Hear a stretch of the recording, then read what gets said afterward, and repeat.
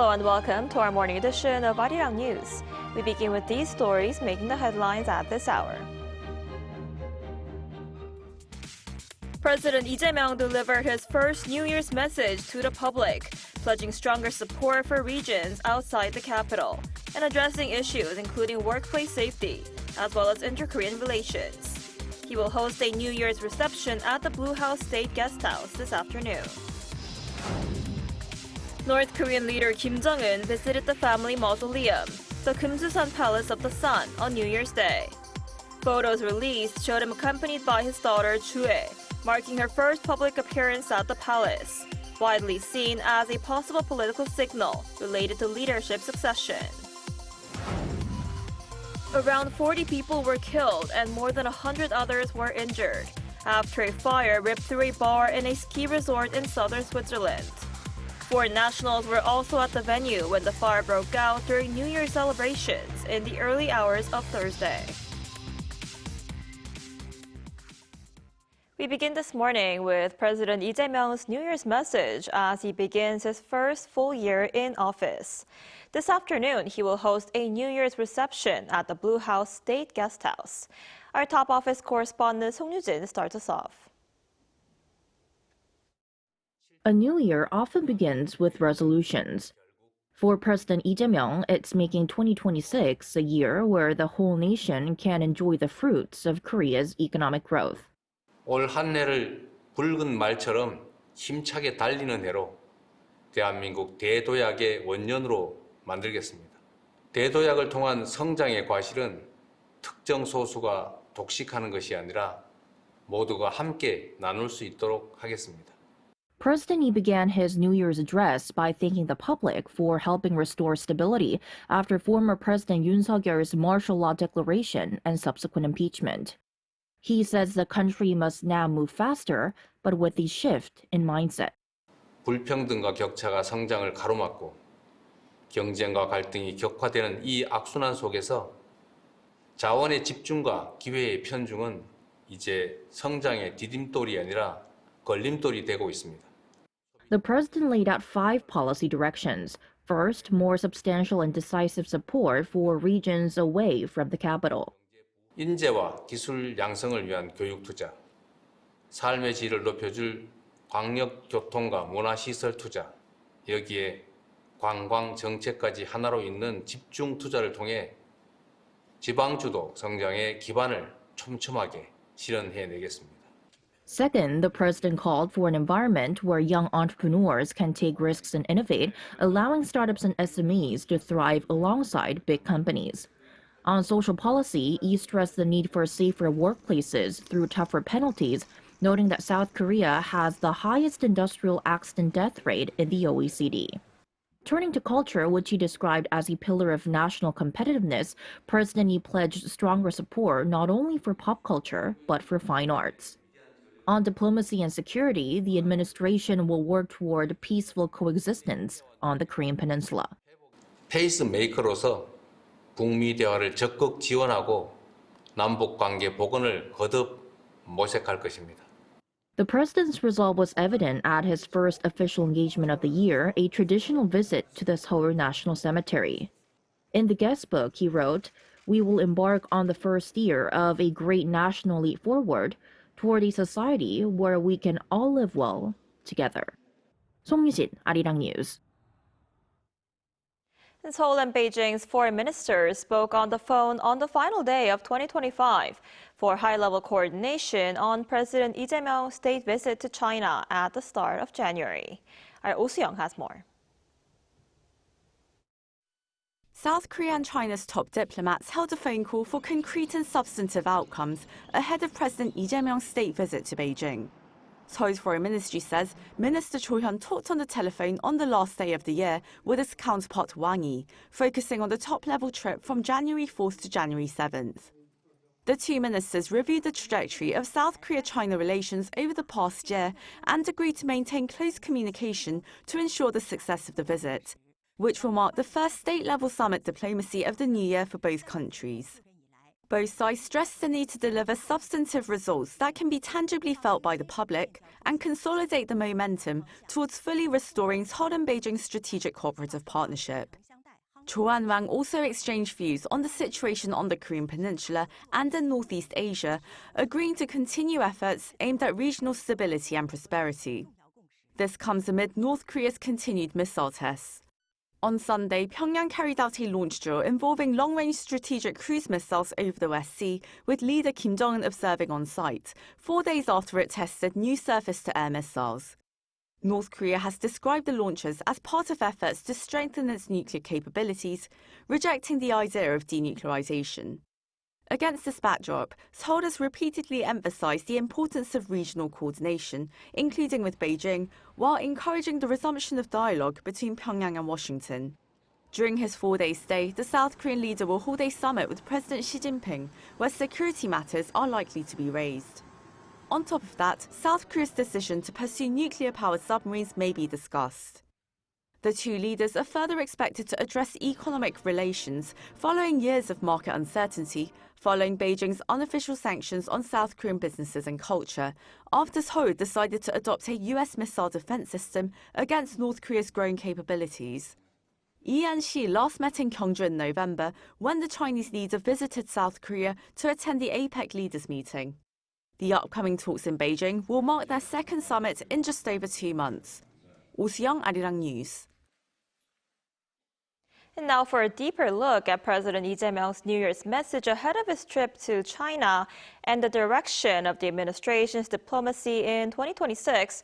We're joined today by Professor Pan Gil-ju, Assistant Professor at the Korean National Diplomatic Academy. Professor Pan, thanks for joining us this morning. Hello, good to be with you.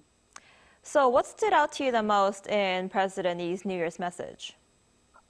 Well, as a political scientist, I have focused more on the messages related to policies of diplomacy and security, particularly in a situation where the Lee administration initiated pragmatic diplomacy last year. With this in mind, the New Year messages show how the current Rock administration has evaluated its diplomatic and security policies, which were made last year. As expected, President Lee stressed the achievements of the Rock diplomacy with the United States. He defined the Rock-US alliance as the Renaissance relationship by laying out agreed agendas like nuclear power submarines, uranium enrichment, and nuclear fuel reprocessing. Based on recognized achievements made in the last year, President Lee defined 2026 as the year of major leap forward, particularly on 5 objectives. A stable growth through peace was laid out as one of the 5 objectives. This objective is intended to convert Korea risk to Korea premium. To that end, detailed items are laid out. First of all, mitigating tensions on the Korean Peninsula is proposed as a key task. President Lee also mentioned confidence-building measures and coordination with others such as the United States and China, as well as its role as a pacemaker. Second, he came up with the objective of peaceful coexistence based upon the enhancement of self-help capability and evolving strategic alliance. Third, he is aimed at expanding its diplomatic horizon to the world through the national interest-led pragmatic diplomacy. In a nutshell, his message on diplomacy stood out, which can be summarized as peaceful coexistence, upgraded national prestige, and diplomatic expansion. Right, like you just mentioned, on North Korea, he says South Korea will continue to act as a pacemaker this year to support talks between Washington and Pyongyang. What's your take on the government's North Korea policy in 2026? Well, as you may know, last year, South Korea and the United States agreed on the division of labor regarding peace on the Korean Peninsula, with the United States as a peacemaker and South Korea as a pacemaker. Meanwhile, to be honest with you, the year 2026 will be more important than 2025 in terms of South Korea's role as a pacemaker due to 2 drivers. First, an upcoming temporary détente between the United States and China.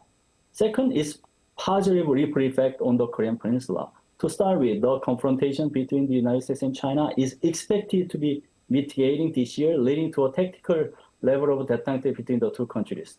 To be more specific, in April 2026, US President Trump is scheduled to visit Beijing for the US-China summit, followed by the expected return visit of PRC President Xi Jinping.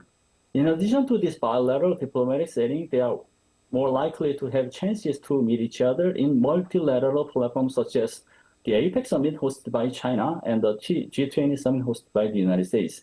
A series of diplomatic efforts is likely to encourage great power tensions to ease gradually in 2026. Second, easing tensions on the great power competition could contribute to mitigating tensions on the Korean Peninsula in a situation where Trump-Kim talks are more feasible this year than last year. Beijing serves as an optimal venue for the Trump-Kim meeting in the sense that China is North Korea's longtime ally. If Kim Jong-un were to visit Beijing and successfully have talks with Trump, the trilateral summit between North Korea, the United States, and China could be made as well.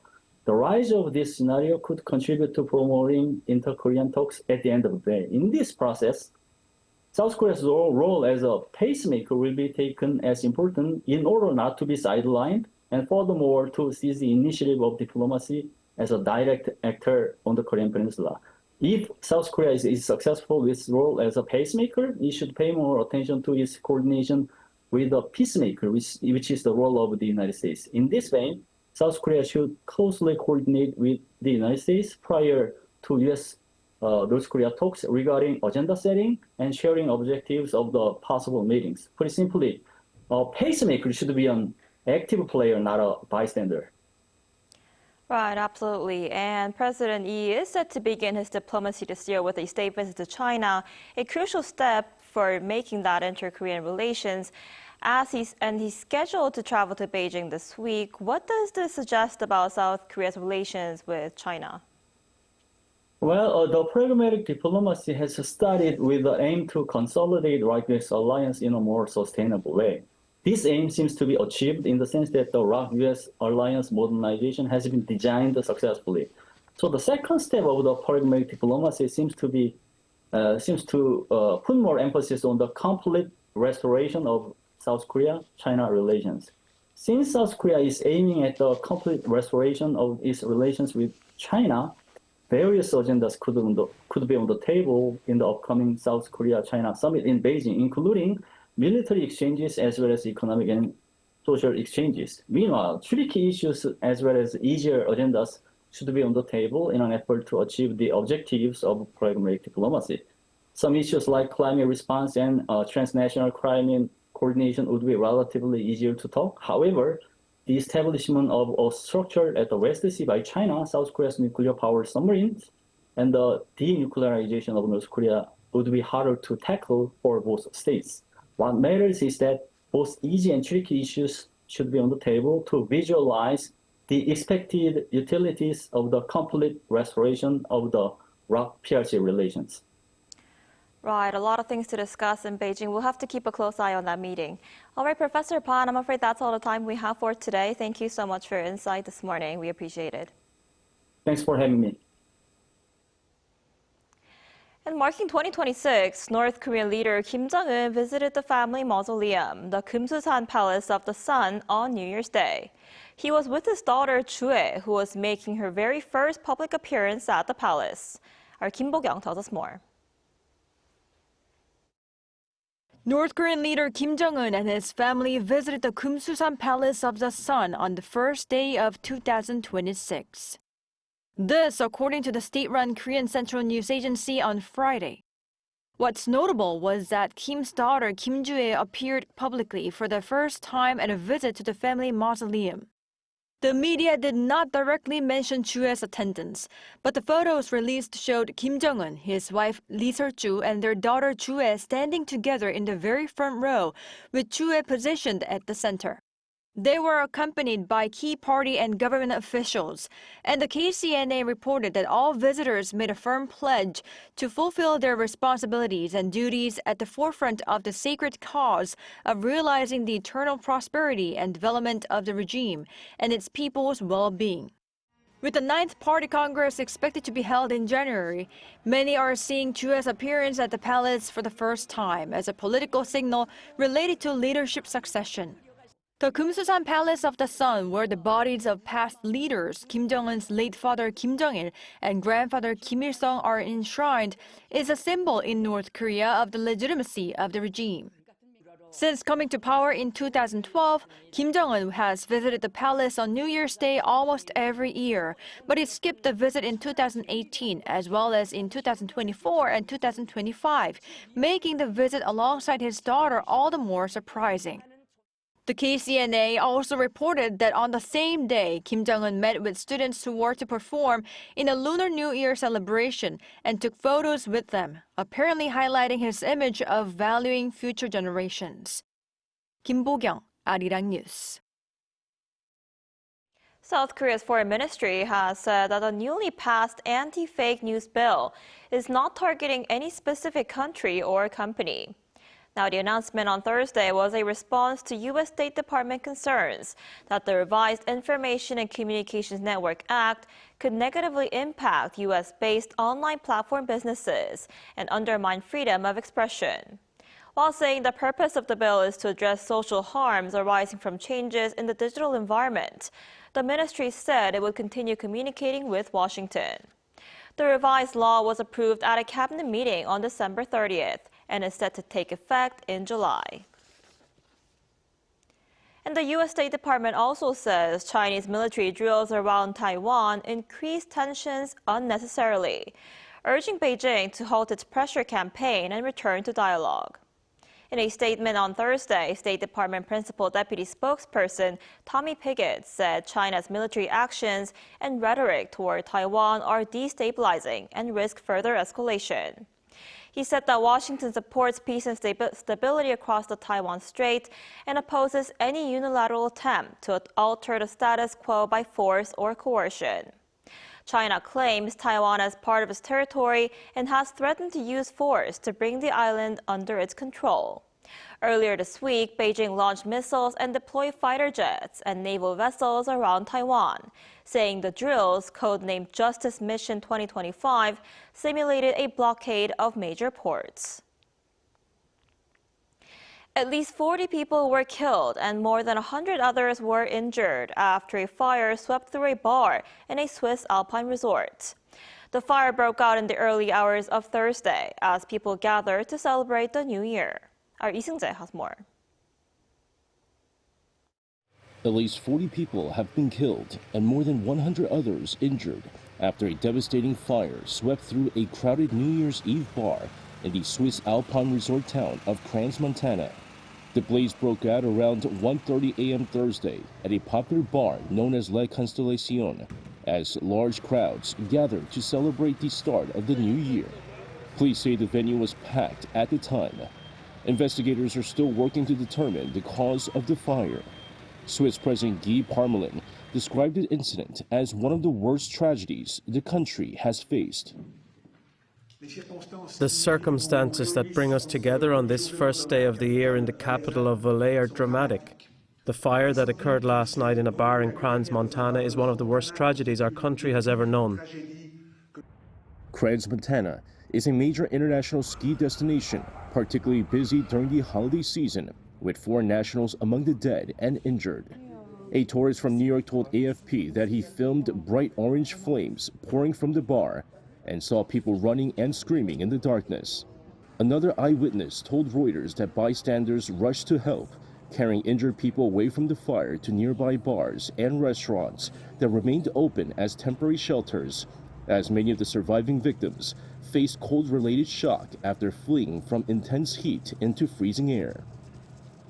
As mentioned before, the main, problem was the temperature shock from the heat inside to the cold outside. So one of the priorities was to get everyone warm. I'm talking the curtains of the restaurant was used. Out of respect for the victims and their families, President Parmelin postponed his traditional New Year's address to the nation, which had been scheduled for Thursday afternoon. Authorities have also established a reception center and a dedicated helpline to support affected families. Lee Seung-jae, Arirang News.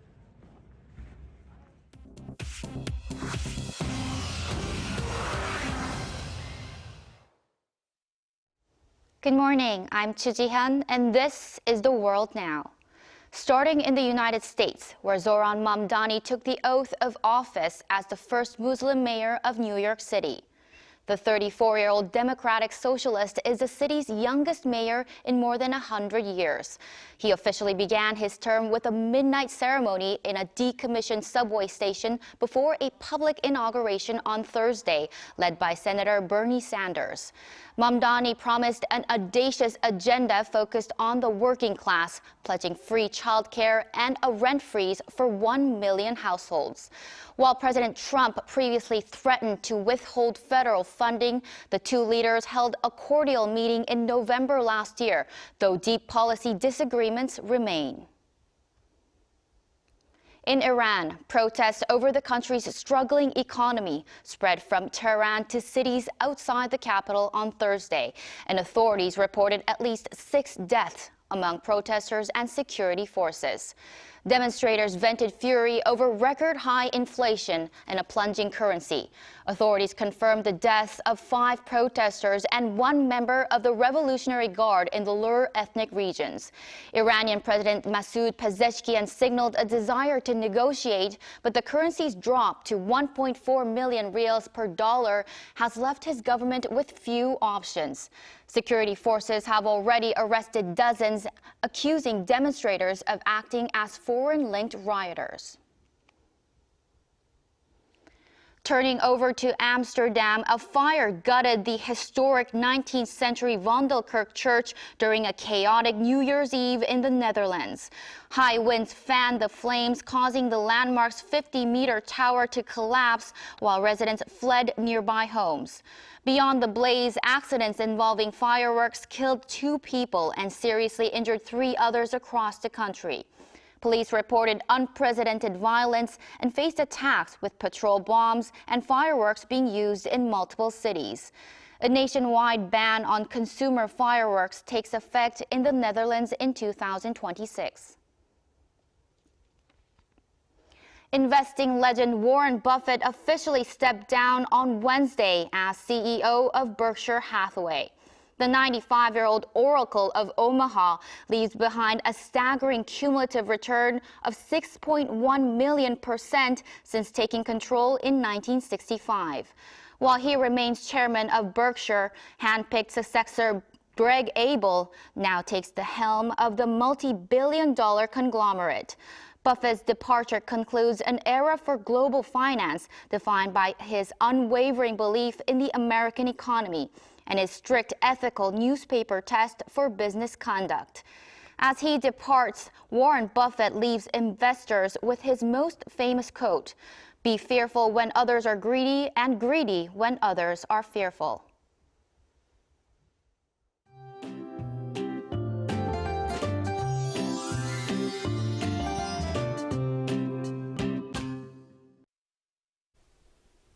The New Year's first workday commute began under a bitterly cold wave. Cold weather alerts remain in place across much of Korea, with many places dipping below -10 degrees Celsius this morning. Meanwhile, snow continues along the western coast of Jeollado and on Jeju Island, where heavy snow advisories have been issued. Mountainous regions on Jeju Island, as well as Ulleungdo and Dokdo, could see up to 15 centimeters of heavy snowfall. Now, along with the colder air, it is extremely dry and windy nationwide, with related weather alerts being issued. The risk of fire is very high, so please stay extra cautious. Daytime highs will remain quite chilly, with Seoul topping out at -3 degrees. Daegu, Gwangju both getting up to 1 degree under mostly sunny skies in many places. And looking ahead, this weekend will be mostly sunny, and temperatures will gradually return to seasonal levels, bringing some relief from this cold. But for now, take extra care on this icy start to the new year.